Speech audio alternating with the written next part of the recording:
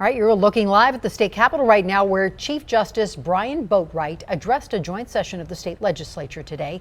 And this comes after years of investigations into misconduct into the judicial department and promises of change. Denver 7's Megan Lopez was there and shows us the reforms in the works.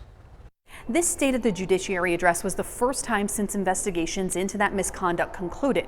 Now, as a reminder, this all started after allegations came out that a former employee threatened to expose sexual misconduct within the department if she was not awarded a no-bid contract.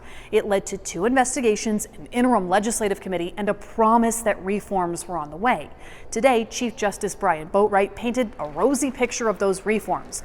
Boatright said several of the justices visited each courthouse to talk about the employees and the work culture there. Interestingly, the investigations were not an important topic to most of our employees. But not everyone I spoke with buys that. And Boatright admitted that a survey of the employees shows concerns about the culture within Colorado's court system. Most upsetting to me was learning that some of our employees did not feel comfortable reporting unacceptable behavior or workplace concerns for fear of retaliation. Now, some of the changes he's working on setting up an ombudsman's office who can maintain an independent complaint and investigation, and modernizing their HR standards.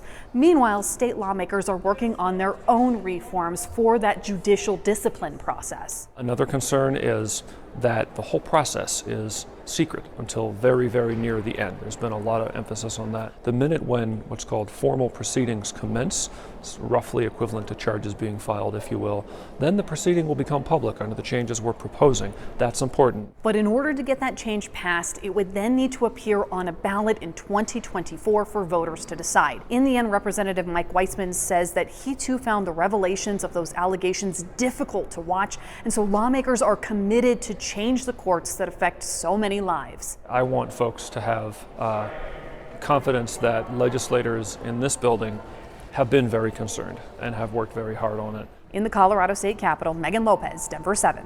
We have been following this misconduct investigation, and you can read more about it right now on denver7.com.